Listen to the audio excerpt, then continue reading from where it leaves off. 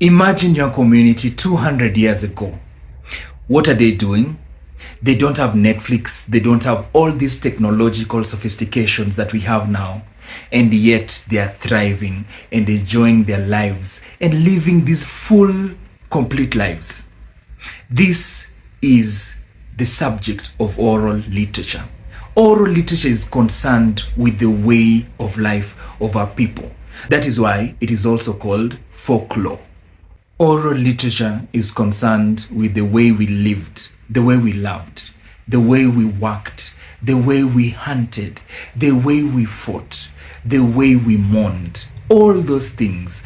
Our lives from birth to death were marked with all these little milestones that are the subjects of oral literature.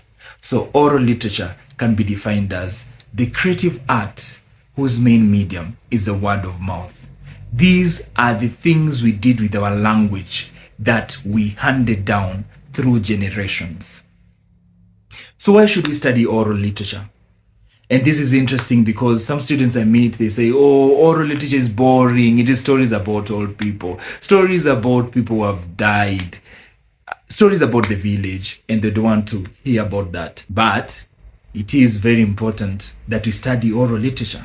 Oral literature connects us with our cultural roots.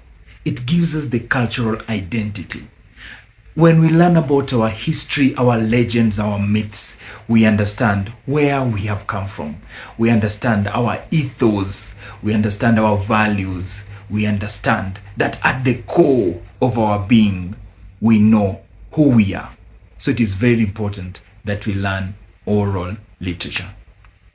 Oral literature also makes us appreciate other people's cultures. We learn about different types of cultures and practices, and then we start to respect and appreciate them.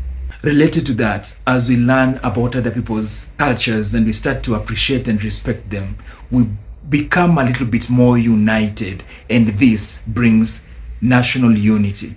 Oral literature can be a source of livelihood. I'm a teacher, I teach literature, so this puts food on the table.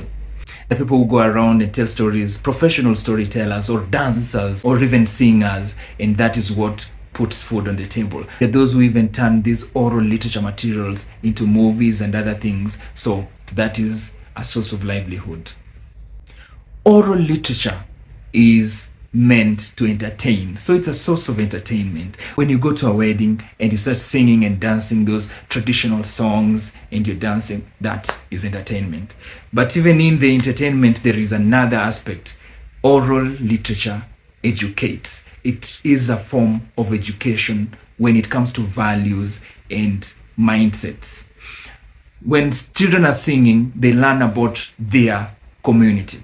They learn about the values that the older people want them to have, but also they become more creative and they can even pick language skills. So as you can see, oral literature is a very important subject.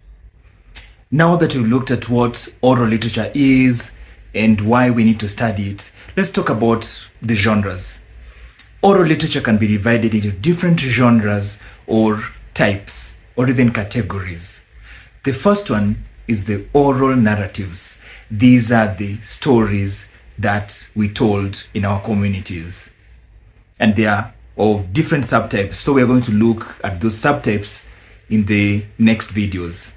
Then the second one, we have oral poems and songs. The difference between poems and songs is that poems are chanted or recited, but songs are sung. Their structures are the same, though it's just the delivery that varies. Oral narratives and oral poems and songs can be called the long forms. This is because when they're being performed, they take longer than the other genres of oral literature. The third genre is the proverbs or wise sayings. These are short, pithy statements that have lots of wisdom. Then we also have tongue twisters. These are statements that have words with problematic sounds. They're supposed to elicit fun because as you try, you can fail and you make mistakes and we laugh at you.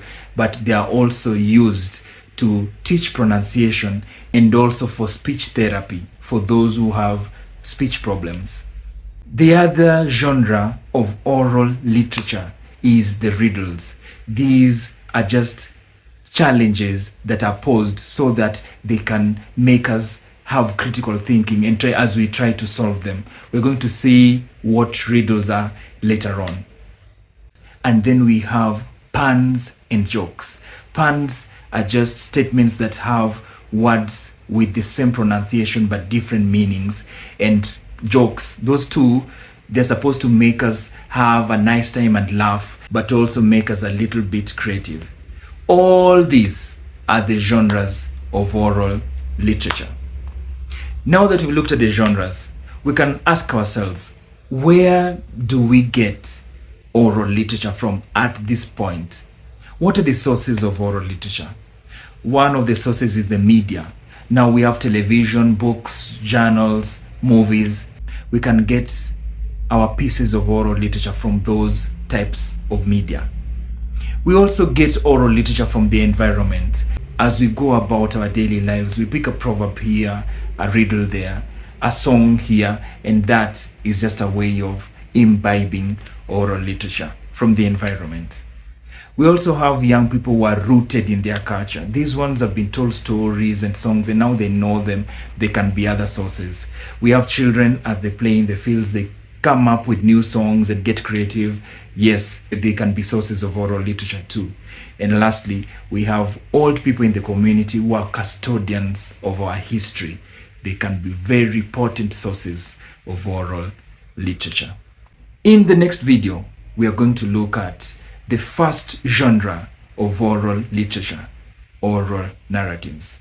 The notes for this lesson are on the show notes. Click the link so that you can download them and enjoy them. Thanks for watching.